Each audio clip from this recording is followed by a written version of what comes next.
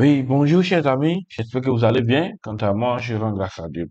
Nous nous retrouvons aujourd'hui pour encore parler de certaines nouveautés que vous devez connaître avant de vous lancer dans la programmation de Spring. De certaines notions indispensables pour le développement de l'application. C'est que pour comprendre le cœur, d'accord, on appelle ça le core concept, le core Spring Core. Donc, pour comprendre le concept de Spring, parce que tôt ou tard, vous serez confronté à des problèmes dans des applications où vous avez besoin de ces événements.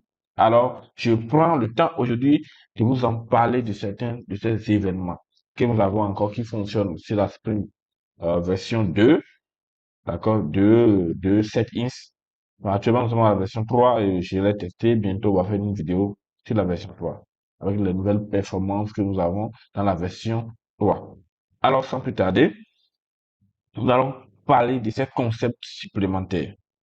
Ces concepts supplémentaires se tourne beaucoup plus autour des, des événements que nous avons dans Spring. Lorsque une application Spring démarre, beaucoup de choses se passent. Ok? Nous avons le mécanisme de gestion des événements qui permet ou qui favorise le découplage entre les éditeurs et les abonnés. D'accord? Quand il n'y a pas des éditeurs, euh, les éditeurs, c'est-à-dire du code, celui qui écrit le code, et les abonnés des événements, c'est-à-dire les événements sont déclenchés par certains mécanismes lors de lors de l'application. OK? Donc, ça nous permet d'interagir avec les événements du framework, c'est-à-dire de certains événements lors du décalage, quand est-ce que l'application est démarrée, est-ce que le démarrage a échoué, qu'est-ce qui s'est passé, est-ce que les bins sont chargés, est-ce que vous voyez. Donc, ce qui nous permet nous-mêmes de créer nos propres événements ou bien d'utiliser les événements proposés par Spring par défaut. D'accord? Donc, dans cette vidéo, moi, je vais vous montrer seulement les événements proposés par Spring par défaut. Par exemple, on va parler du premier événement, sans plus tarder. On appelle ça Application Starting Event. OK? Comme son nom l'indique, d'accord? C'est le système de journalisation, d'accord? Que Spring Boot utilise pour effectuer toute action qui doit être chargée avant l'initialisation de l'application. Ouais. Avant que l'application s'initialise, quelles sont les étapes qui doivent être effectuées? D'accord? Donc, ça, c'est l'application Start Event qui gère ça. Nous avons, par exemple, le Application Environment Prepare Event. Donc, dès que nous parlons de Application Environment Prepare Event, d'accord, Spring Boot utilise cet événement en interne pour pré-initialiser plusieurs services, tels que les message converters, la conversion de services, c'est Jacobson qui nous permet de manipuler les JSON ou bien même de manipuler même du HTML. D'accord? Donc, c'est dans le contexte de prépare event, environment event, que Spring Boot initialise tout ça là pour les préparer pour le démarrage de notre application. Donc voilà pourquoi c'est important de connaître cela. Nous avons Application Context Initialized Event. OK?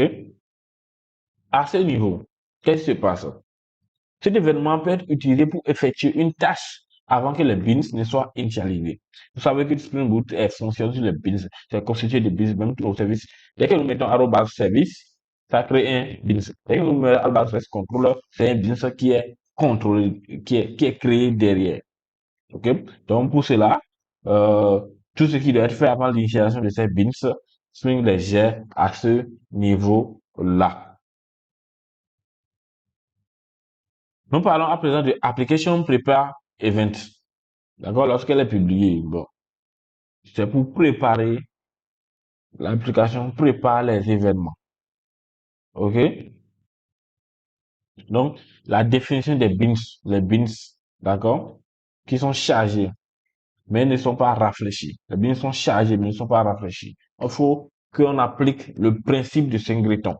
Donc, pour que les événements, les bins soient disponibles, pour que lorsque je vais les réutiliser ou n'importe où dans l'application, c'est l'instance là qui est utilisée.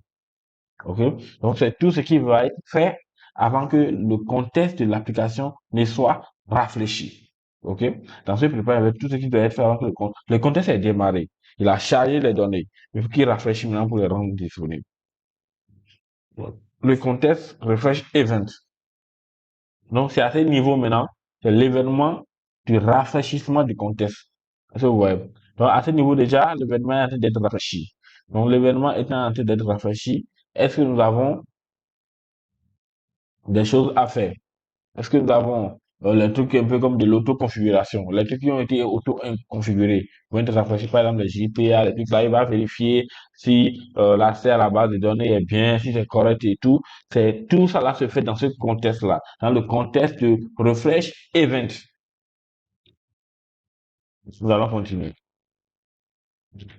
Là, nous allons maintenant application started event. Attention, ne pas faire confusion entre application starting event et application started event. Est-ce que ça peut aller?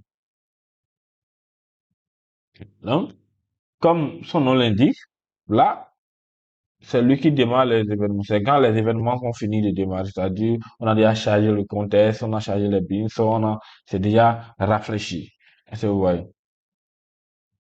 Donc, c'est quand l'application a rafraîchi tout, a tout actualisé. Et là, c'est à ce niveau, vous allez voir souvent quand on initialise nos applications, on met le command runner pour exécuter certaines choses au démarrage. Par exemple, je veux afficher que mon application est bien démarrée, je veux voir, je veux tester, genre, je veux nourrir ma base de données comme ça. Donc, j'utilise l'application runner command line runner. Donc, c'est à ce niveau que command line runner est déclenché. Donc, dans le starting event, parce que quoi, tout est déjà démarré. Donc, tu peux démarrer les trucs de l'application.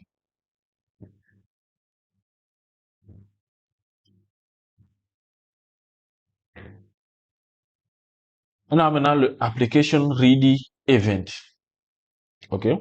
L'application ready event, d'accord, c'est pour nous indiquer que l'application est déjà prête.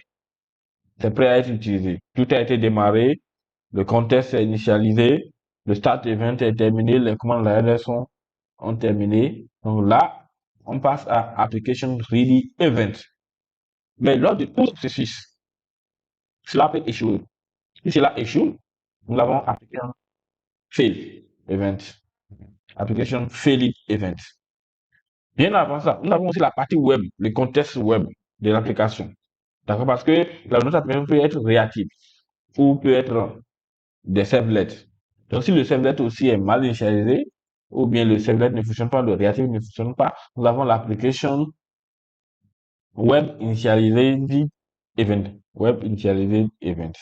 Donc, du coup, voilà un exemple de code qui montre comment initialiser, comment surcharger ces événements. D'accord? Ok, j'ai besoin de, par exemple, l'événement qui dit que l'application est ready. Ok, je fais arrobas event listed, application ready. J'injecte ça, application ready event.